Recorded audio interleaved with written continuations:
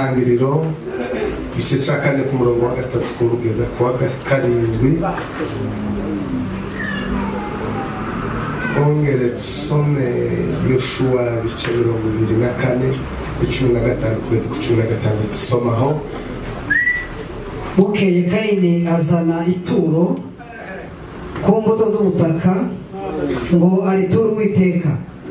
Nabeli azana kuburiza bw'umukumbi we no ku rugimbu rwawo. Uwiteka yita kuri Abeli no ku ituro rye, maze ntiyita kuri Kayini n'ituro rye. Kayini ararakara cyane, agaragaza umubabaro. Uwiteka abaza Kayini ati, niki kikurakaje kandi niki gitumye ugaragaza umubabaro? Nukora ibyiza tuzemerwa, ariko nudakora ibyiza, ibyaha byitugatugira ku rugi, kandi ni wowe byifuza, ariko ukwiye kubitegeka. Amen. Yoshua 24:15 kugeza ku 16. Hanyuma turasoma ahandi hamwe gusa mu Migani 28 kuri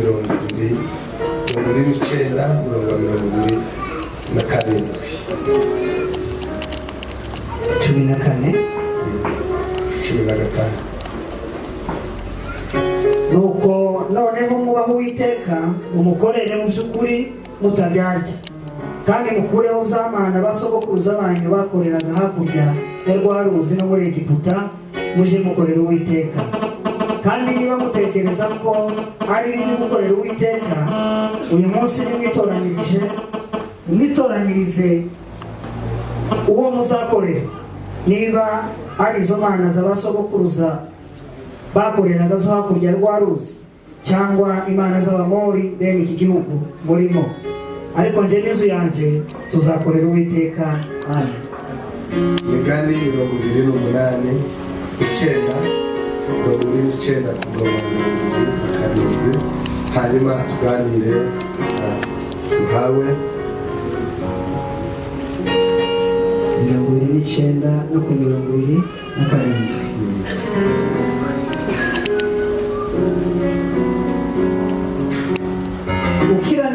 Ukiranirwa azirana n'abakiranutsi, kandi ugenda ari intungane azirana n'abanyabyaha. Amen. Ahimidiwe Mkombozi. Ibyo twari dusanzwe twumva ngo Satani yatugerageje cyangwa Imana yadufashije, nibyo, ariko ugiye kubabwira andi makuru. Amen.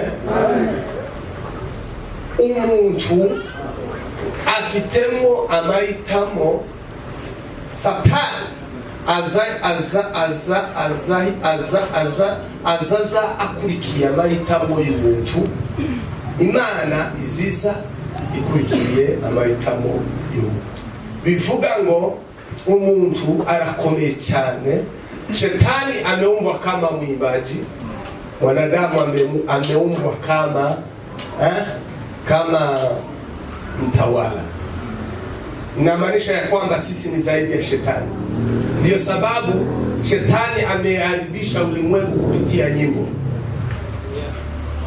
Ukwisi yose yangirise n'umusiki.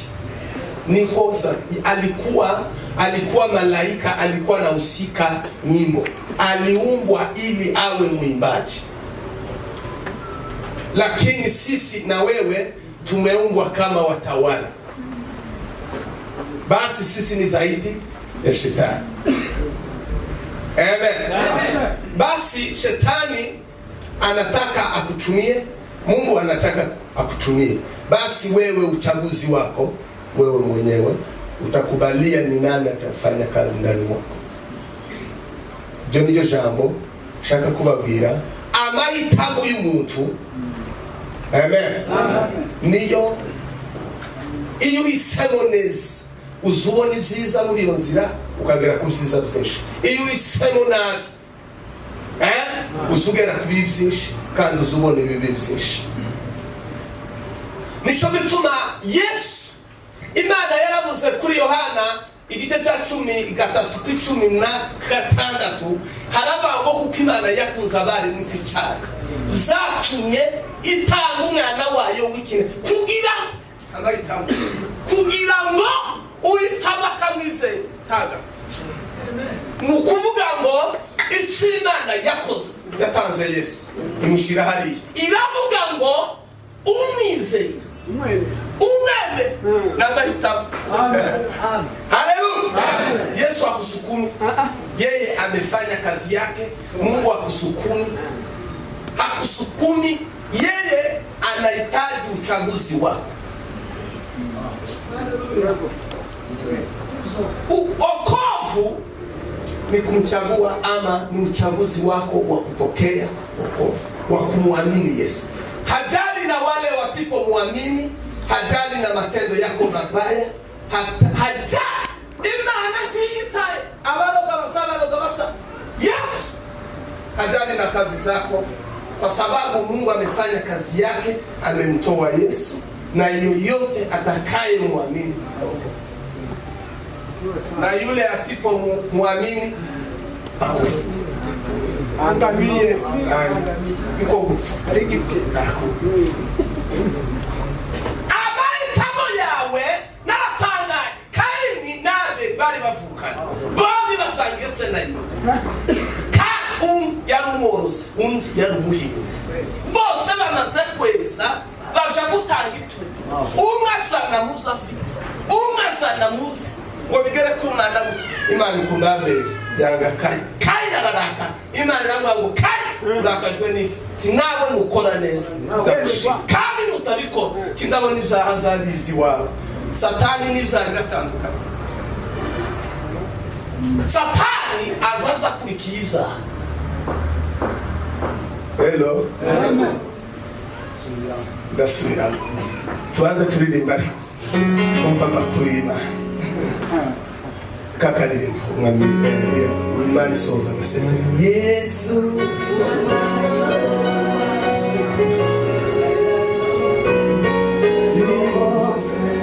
yuvuze birasohora kukutabesha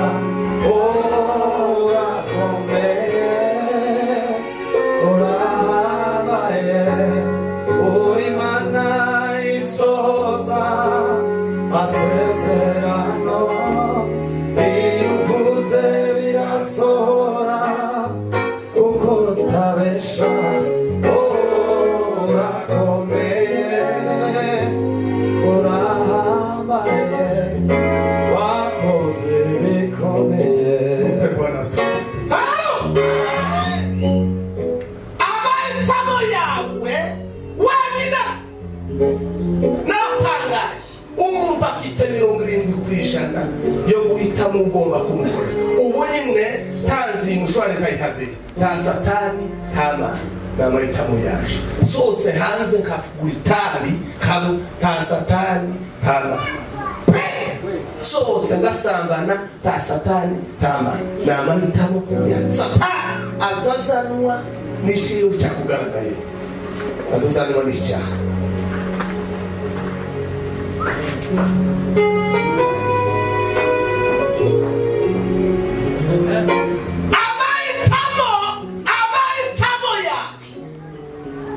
Niyo gusakena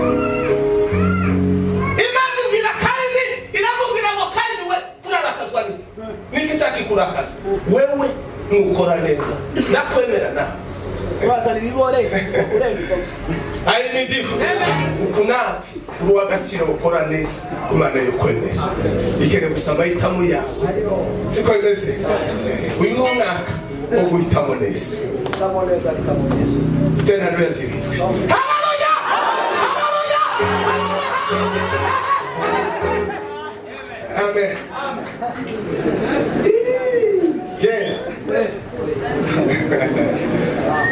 narumi kujya umuntu tuwagacira imbere y'Imana kujya wange Satani kandi yavuze ngo nutabikora tikindao nisanzabizi wawe kandi nubikora urabiresha niko yavuze ngo ukifanya ukindabona kugomba kubinesha, ugomba guhagarara ukabinesha.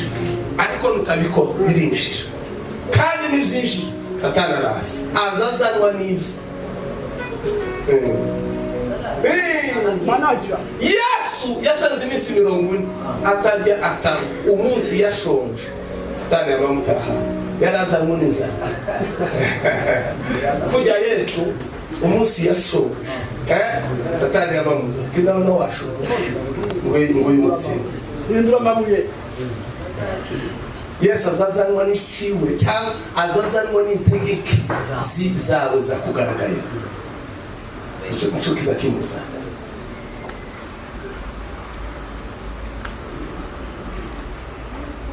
rero ikintu gikomeye mu bwami bw'Imana n'amahitamo ya mwari kwa ngutarizera hariya ku 17 muri Yohana twasomye Yesu yaravuze ngo Imana ngo ntabwo yohereje umwana wayo kugira ngo aze gukira abisi wo iteka ahubwo ngo yamutanze kugira ngo abisi bakizwe nawe Yesu yaje kugira ngo abantu bose bamwizera bakizwe utamwizera ngo yamaze gukirwa iteka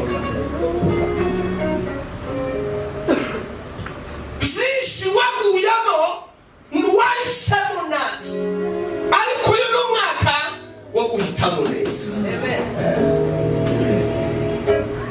ejo twaganiriye muri Kayole ijambo ry'umwaka umuka yambwiye ryo gutanga biri muri Zaburi ya 73 ku murongo wa 28 harabagwa ariko njyewe ngo kwegera Imana ngo niko kwiza kurije ariko njyewe kwegera Imana niko kwiza kurije turavuga ngo kuvuga Imana no kuyegera biratandukanye kuririmba no kuyegera biratandukanye kuyibwiriza no kuyegera biratandukanye kuyizinira no kwegera Imana biratandukanye ariko nzawe kwegera Imana ngo niko kwiza kurije erega nawe birakubereye kwegera Imana niko kwiza kuriwe none n'amahitamo yawe kwegera Imana oh yatiwe neko umaza gutwara iby'agaciro oh yatiwe mbeko umaza gutwara iby'agaciro nta muntu utanga agaciro masoye Imana nta muntu utagize agaciro Imana yamuhaye icyo Satani azakora azaza akakwaka icyo agaciro Imana yamuhaye nta muntu rero tumuka yigeze kungana ngo tugasuzugura ubutumwa ndetse irambwira ngo se uzi ko ngukunda kurusha abandi sigaso ese ninde muntu uzi ko Imana imukunda kurusha abanyamureba hari uwo uroha nimba Imana uzi ko itamukunda kurusha abandi banyamurebe bose uzawo hari abandi Imana ikunda wese nimbo n'igiki tumpe Bwana mtukufu haleluya erega kwegera Imana n'amahitamo y'umuntu amahitamo yawe nimba umuntu azaja mu isoko akaguha ihuzu itukura hari umukara n'amahitamo yawe ese amahitamo none nibaza kuri gice niba uzugenda ukiyogosha gutyo wiyogoshe n'amahitamo yawe kandi niba wariyogoshe babikubwiye uri gito kuko baguhitiyemo umugabo umuntu umwizeye umuntu uzoshobora agakisa ni umuntu ushobora kwihitira kandi aba bene data bagiye muhira bagiye gukizwa si ibintu zo kwaraka si ibintu zo kwiruka hari umunyakenya watubwiye ngo sinje yabutere muko ngo kovo ngo sinje yabutere muko yaradufashije uwo munsi ngo sinje yabutere muko kumanuka ntaho tubishobora sigafi sinje yabutere muko uramba wana na ushike kwana ninjija yakuke ni murakamabwira bene data bene wacu mwumva aya makuru Imana Yesu ntabwo yaje guha abantu guhanura yasanze ubuhanuzi buhaba ndetse baramweretswe bari abantu baje guca Yesu tiyaje kwa abantu ngo baririmbe yasanze abaririmbyi bahoraho baza kubakoze Yesu yasanze abakene ntabwo Yesu yaje gutanga ubukire Yesu ntabwo yaje guha abantu ubukire Yesu ntabwo yaje gukura impfu zahoze ndetse kwa Elisibo hari uwo bari bafatiye ideni Yesu yasanze amadeni aha haleluya Yesu yasanze abantu basenga yabwiye wa mukobwa w'umusamariyakazi abamubwira ngo ugiye kirageze kandi kirasohoka ubwo abantu batasoza basengera hano yasanze abantu baza basengera yasanze amatura haba yasanze ibintu zose bihaba none nimba Yesu ataraje kuduha izo zose twari dukora yazanye kuko icyo kintu yazanye nicyo cyo kwitabwaho kuko ibindi byose Yesu yasanze bihaba amasinagogi bagenda kumubarika yasanze abana babarikwa nawe baramubaritse yasanze abapfakazi ndetse we yaragize imyaka myinshi mu kanisa yarapfakaye ingumba zari zihari none ibi bintu turimo Yesu yasanze bihari bandije Yesu yasanze bandije umuziki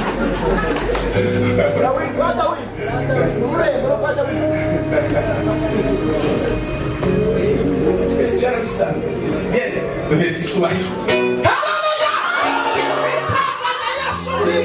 isazanye Yesu kwari gusabanisha abantu kandi nima isi umuntu yari yarabuze ubusabane icyo Satani yakoze muri Edeni yakuye Adamu mu busabane bw'Imana ari bwo rupfu ariko imusiga kandi muri Edeni ntabwo Satani ari wowe wirukanye Adamu muri Edeni oya yamutandukanije n'Imana ariko imusiga muri Edeni umwe wa Satani uzohorera muri iyo hofu ukwererewe Satani ntazobukura muri hofu kandi mureke babwire ijambo impamvu zo gusenga zirafite aho twusengera impamvu zo gusenga zirafite aho umuti usengera ngo uvuga ngo ni w'Imana impamvu zo gusenga zirafite aho umuti usengera none wewe mutabwiye kwinjira iwacu gusenga ari oroha impamvu zo gusenga zirafite aho umuntu usengera usenga utawikoreye baho ubuhamya butuye izi myaka 11 muri kino gihugu akazi ka mbere nakoze kutagishika n'abasuranzi umwaka wose zimama 44 n'abasuranzi umwaka wose keyboard kandi umusuranzi wose abantu bose bazi ariko umunsi narangije gushaka semene amen turezi icubahiro umunsi namaze gushaka biki akazi ka mbere nakoze nari hariya Shawuri Moyo nakagizemo amasaha yo gufata ingazi ngo basige irangi Mufariji perezida w'Isuwisi Coki yari perezida w'Isuwisi arampamagara mfashe ingazi arambwira ngo Pasiteri Kawaya yabuze tinone itegure ejo na gatanu hari n'akari nawe n'akazi n'akari ko gufata ingazi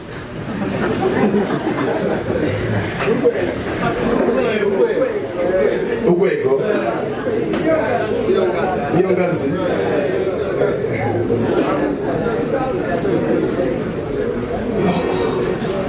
noneho ndiwe jewe usanga umukobwa w'abandi ndamwengenda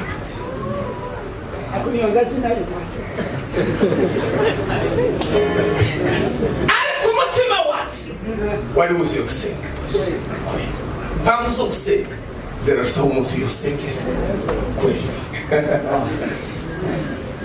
nama ngasezera nagakoze iminota nama uko apatinda zivuse zizogaruka kandi ibibazo byagiye mvuye mu ivuga butumwa akazi nakoze nakoze ibigori muri toro abandi baragagaye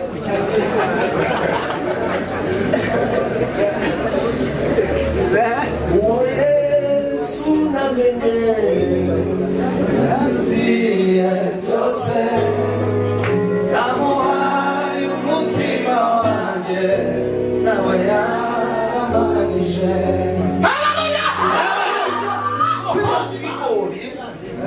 umugore agateka kideri n'ibishimwe ariko umutima waje wuzuye igitabo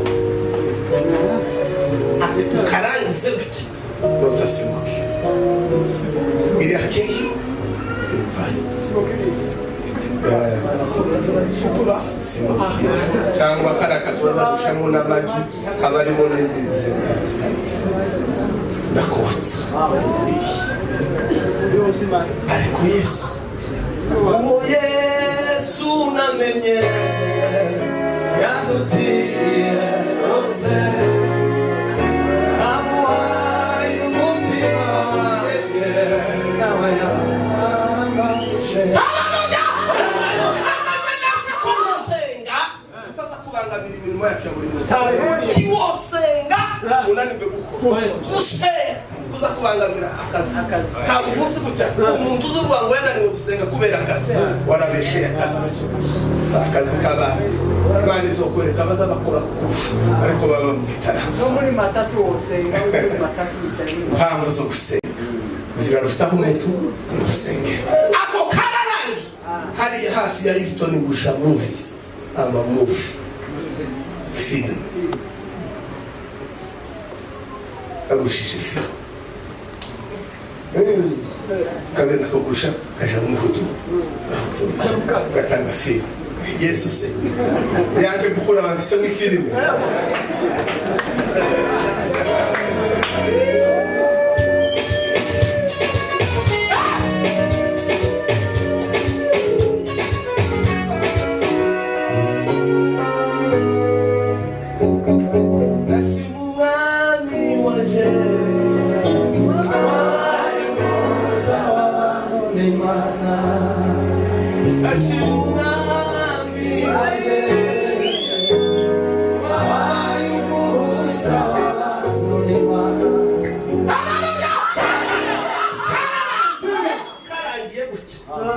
bakazitunga bari ikitengera mu bitara barabango barakugushye tibakure mu kazi n'akazi rimwe ngasubiremo barampamagara ndi munsi kazi mesha nakabiri siba mu rugo nagatatu nje kureba abantu bafunzwe muri Antioquia muri prime hariya muri police bagere bamba bafata banyuriza imodoka eja dada utangira ikarisi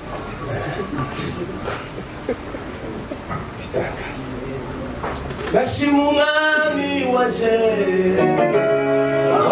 ayumuza wabano nimana Haleluya Yesu yaje guhuza abantu ariko ubugingo niki n'ubusabane bw'abantu n'Imana muri Kristo Yesu agakiza niki n'ubusabane bw'abantu n'Imana muri Yesu niko gakiza niko Kristo niko bugingo usaba nibwo bugingo biraba ufite uwo mwana utabufite ntabugingo atabutabiri usipokuwa na huyo mwana hauna uzima ivyo rero abantu barakorera Yesu bamwanzi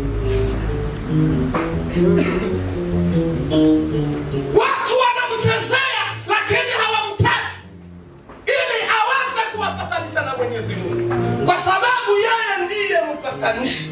Yeye ndiye mpatanishi. Hauwezi kukaribia Mungu bila Yesu. Hauwezi kupata uzima bila Yesu. Kwa sababu uzima ni Yesu. Na uzima ni nini? Ni uhusiano na mtu na Mungu ndani ya Yesu. Bwana ubugingo. Ubugingo si kintu muzoja gutora mu ijuru. Ubugingo ni ubusabane bw'abantu n'Imana muri Yesu. Hata unene machache, hata uwe na dini gani, usipokuwa na Yesu hauna uhusiano na Mungu. Icho kitu rero cy'abantu bazi gusaba bw'abantu n'Imana. Nimetoka huko Dada, ngaruka kukora kazi ku photography. Mimi ni photographer. Ikogaragaza ngakora ndi na pasteur nakase jonde na revere aya ma university yose muri Kenya je nakaza fotora ma graduation twara hongo tatwani college gusa hose abuza mugara mwabe gusuruza mu turere twose twahageze kera tugiye gufotora manifestation Isaya inasema ya kwamba njia hiyo itaitwa njia ya utakatifu na wenye mioyo misafi hawatapita njiani hiyo, lakini itakuwa ya wale hata kama ni wajinga hawatapotea njia hiyo.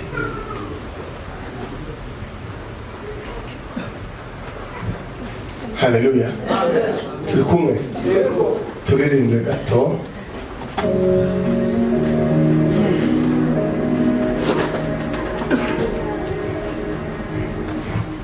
Nishuri imbere y'Imana mfite umuntu mvugira n'umukuru w'abatambyi kandi yitwa Rukundo ahamya yuko izina ryaje riri ku mutima we ugavugira nta mwanzi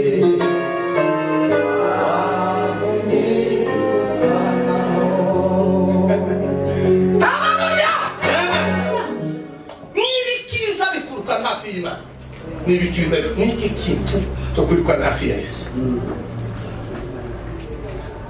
Bwoko bwaje muve makuru, muve mu rugomo, muve mu bituzi kanisa, mubaze gushaka Yesu. Kandi Yesu nuwo bamufite, Yesu nuwo batu bose, Imana nawe ni yawe. Timoramwe gukomeza nimba hari abagabo baza bashaka Imana bakayibona, nawe umugabo uzoshaka. Amen. Gode kokuri. Nigeze gutekereza umunsi umwe ndisenga bazimana ngo se Mana we mwisi y'abanyamurenge ndi nimero y'akangahe ku karatasi uranzi Mana we mwisi y'abanyamurenge mbakwe karatasi mubawe uranzi mubagabo uja ino mwisi naje mbamu cyo cyifuza umuntu wese ategerezwa gusenga akamenya neza ko izina ryo riri mu kuboko kw'Imana amukora abashize. Haleluya. Tumpe Bwana atukufu. Haleluya. Amen. Haleluya. Amen. Acheni kucheza na kofi. Usipeleke vile wewe unajisikia. Okovu kuna njia Biblia inasema kuhusu okovu. Usipeleke vile mawazo yako inasema. Usipeleke okovu vile mawazo yako inakupeleka. Okovu ni Yesu. Mpokee Yesu, upokee wokovu. Abantu betiranaga kisa bibitaraga kisa. Umuntu akizwa ibiki yakishishwe. Tugwana n'isi zitatu. Tugwana n'isi y'ibitekerezo, tugwana n'isi y'umubiri, tugwana n'isi y'umwuka. Isi y'umwuka cyangwa isi y'ibitekerezo n'iziterwa bwa mbere. Isi y'umubiri iza yakira, izikora. Isi y'umwuka, isi y'ibitekerezo yakiriye.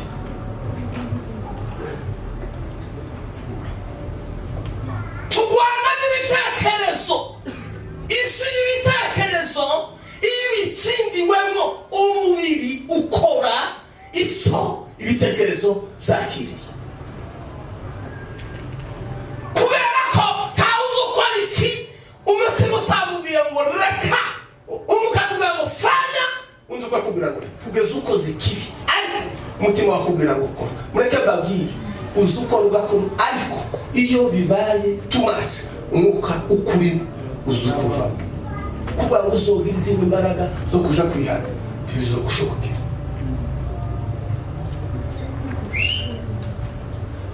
Unaweza kutangaza Mungu ni mwenye rehema, Imana ni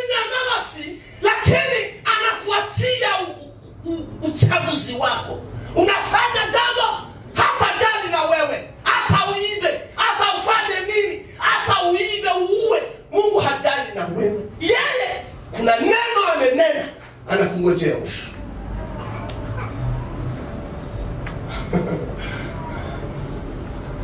Unangojewa mwisho, hata ufanye namna gani wewe unasubiri. Mungu hajali na yale unayofanya, hajali kwa sababu ni uchaguzi wako. Umukristo umuntu wemeye gupfa agafazize gukiranuka ukizwa nukwemera umwami wawe ukumva ko ntacyo gutandukanye nawe. Pawulo yaravuze ngo se n'igico ntandukanye nawe, aravuga ngo se n'amakuba n'ibyago n'ukunduka n'ukwambara ubusa n'akaga n'ibintu n'umasikeni.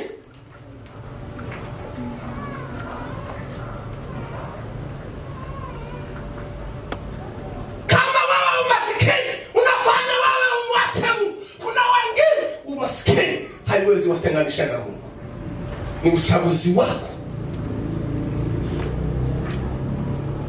Aravuga ngo n'ubwo b'abamarayika, aravuga ngo n'ubwo rw'urupfu bakaza bakambye bawuja bakazi sino tandukanye na Yesu. None niki kizaki niki warakijijwe koko mukaratubwiye ngo ubwoko bwacu benshi tibarakizwa kandi shakabi tibaruzura umwuka wera. Ukizwa ni kimwe, kubatizwa ni kimwe, kuzura umwuka wera ni ikindi. Umuntu ashobora kubatizwa ariko ntiyuzura umwuka wera.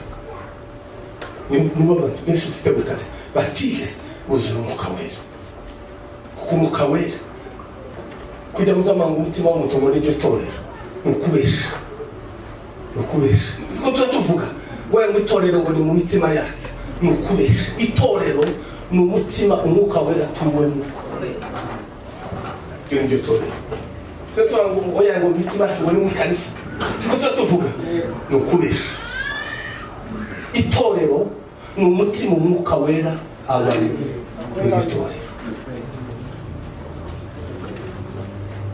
Umutima utuwemo umwuka wera, iryo niryo torero, kandi abo nibo bana b'Imana. Ngiye kurangiza.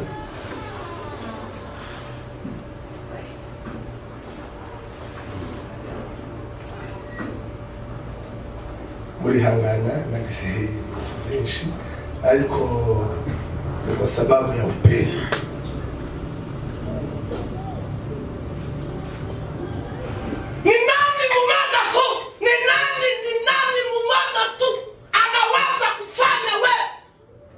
Umpoteze mfalme wako. Ninde kuchanguzi? Ushobora kugutanya na umwami wawe. Twoba inshuti gute na nzabakiza kugeza anyirukana Yesu mwisha.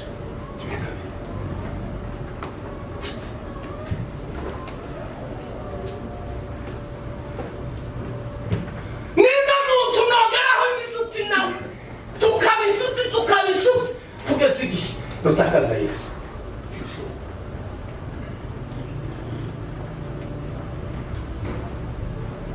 Kumpoteza Yesu kumpata mara nyingine itakugharimu sana.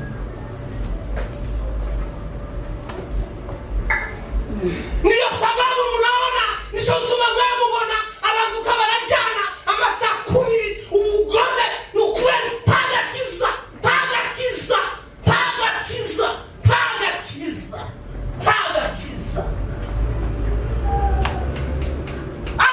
tika sana mati agakiza tika sana ubugomo agakiza tika sana ubugome agakiza ureke mbabi kurali Imana haba baririmbyi kurali Imana hari abakanisa kurali Imana hari abapasiteri kurali Imana hari abavuga ubutumwa kurali Imana abantu kabarakorerayo Imana ariko kurali Imana nta mahoro abayo kurali Imana agakiza kabayo ariko kurali Imana abantu baririmba bagasirimu ariko kurali Imana agakiza kahaba nta mahoro aho nubwo wiririmbira ufite ukazukubita kibi utamufite nta mahoro. Nubwo wavuga ngo wewe ngusubonana na sehe uririye bukufu niba nta Yesu ufite nta mahoro. Ata uwe ni dini gani nushaka ubuntu abantu bama bakizwa 70 ariko uri mbataisa amahoro y'umunyabyaha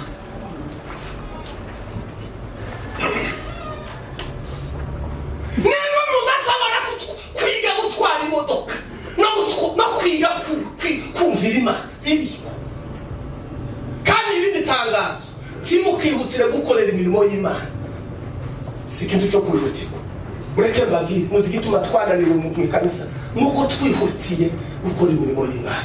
Yesu yabwiye abigishwa arababwira ngo mbere yuko mukore waza mugende Yerusalemu mutegereze nzabaha umufasha mubanza mureke gukora mwaze mushuka mutegereze mbere yuko ukora ikintu cyose mu nzu y'Imana ugomba kubanza ukagenda ku musozi Imana ikakukomereka guha imbaraga ari kwita sense hari itangaza hano hari ibintu bitangaje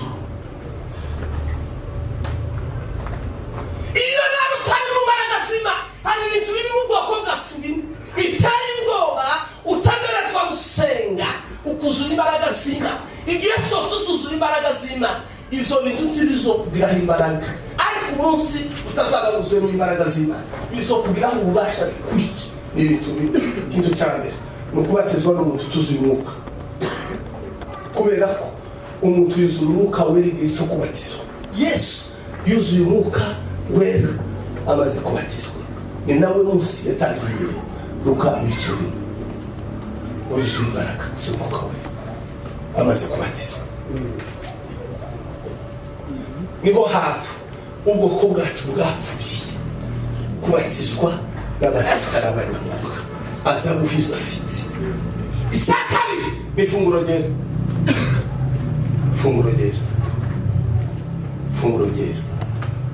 iyo utari mu mbaraga z'Imana ugahabwa ifunguro ryera n'umuntu utuzuye umwuka w'Imana aza guha ibyo afite. nizo zizintege nkeya none amikazi.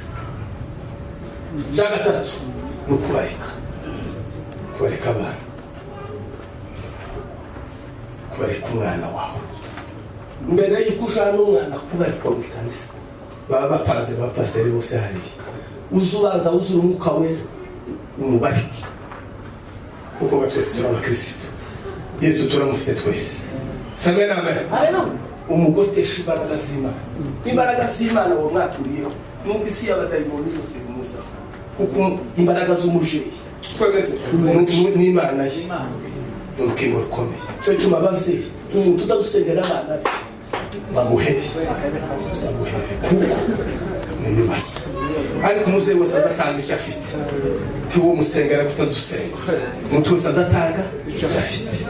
Ejo kuntanga umuntu wampamagaye ngo bate ngumwana yarwaye na Kigali yarwaye umwana wawe tiyagwa ndi Kigali musenge se ayo masengesho urayize toya sino gusengera use umwana fata umwana murambike ikiganza Imana yanyigishije usibye Imana data naje kubana twende n'amadana abantu batatu nitwe dufite ubushobozi kubana bacu Imana yabapaye naje babazaye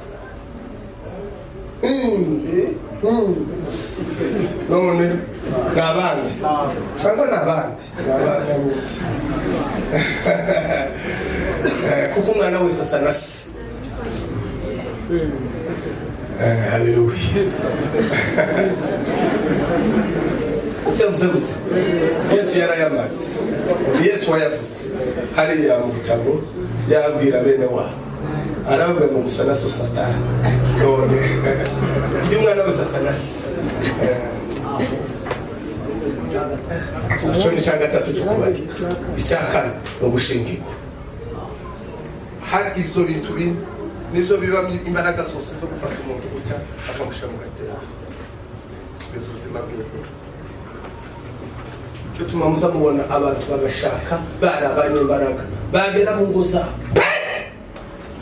aho ubugeze mu kibuga cyo kuramya Imana biteye ubwoba. Ubundi mu rugo niryo kanisa ugiye kurabiriza n'Imana imyaka yawe yose yo kubaho, ubuzima bwawe bwo kubaho. No abantu bakaririmba nk'abarinzi bene wacu, bakaririmba n'abanyamwuga, ariko umunsi wo gushaka yinjira mu rugo amakuru agashira. Zagenze niki polisi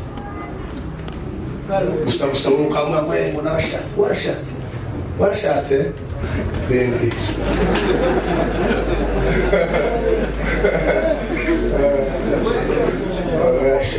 kandi gushaka si cyo gisubizo, ahubwo utangiye urugenzi. Erega gushaka inzira ntibihetse, ahubwo ubutangiye ubundi ubuzima bubiri. Ubugiye kuba wowe, icya kabiri ubugiye kuba ubwoko, icya mbere ubaye ubwoko siko bimeze, icya kabiri ubaye itore, icya gatatu ubugiye kuzurizwa uko uteye. Kugira umuntu utarashaka uko urugo rwe zose afite 50%, iyo ageze azayuzurizwa. Samuze gute none ugiye gusuko timuzabona umuntu nimba ari umukobwa siko bimeze, ataragira neza gukerageza umutima mubi, yarujurishwe, yari afite ubutane.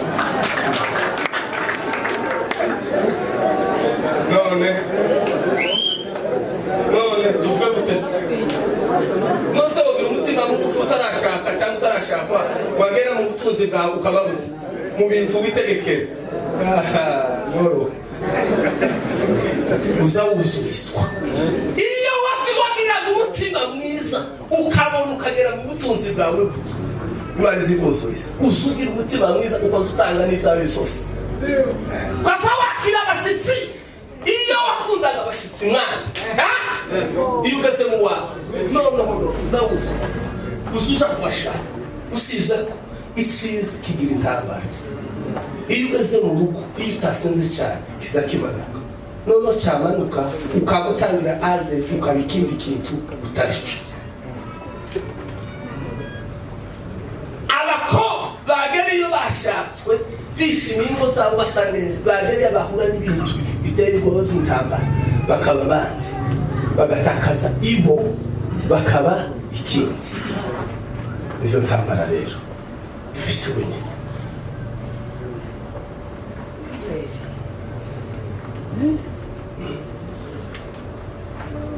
Amasaha yanje arashize, turi gusenga Imana. Imana tubabarire, turi kumwe. Tubanze tuve mu madini, tuve mu kinyamurenge, agakiza ntigasa n'ikinyamurenge, tibihuye. Agakiza gasa na Yesu, agakiza gasa na Yesu, agakiza gasa na Yesu. Namahitamo gusa, unkunde ubona ubugingo, tunkunde namahitamo yawe. Uyu mwaka uguhitamo neza, inzira uzahitamo nziza. Erega nawe wakora neza wakwemerwa, tiyakagira umuntu uzamuhitiramo, tiyakagire umuntu uzamuhitiramo. Tibikabi uwagacira imbere y'Imana, hari by'Imana yaguhaye gukora, uri umunyembaraga, hari icyo Imana yo gukoresha udasabye ibitekerezo by'abandi. Imana niyo twese cyo nakundi tizirobanura ku butoni tuyiharebye tuyiterere harebye kuko iyo dukoze twese. Imana tizirobanura ku butoni, oya abafite Yesu nuwatwe nawe si Yesu suwabamwe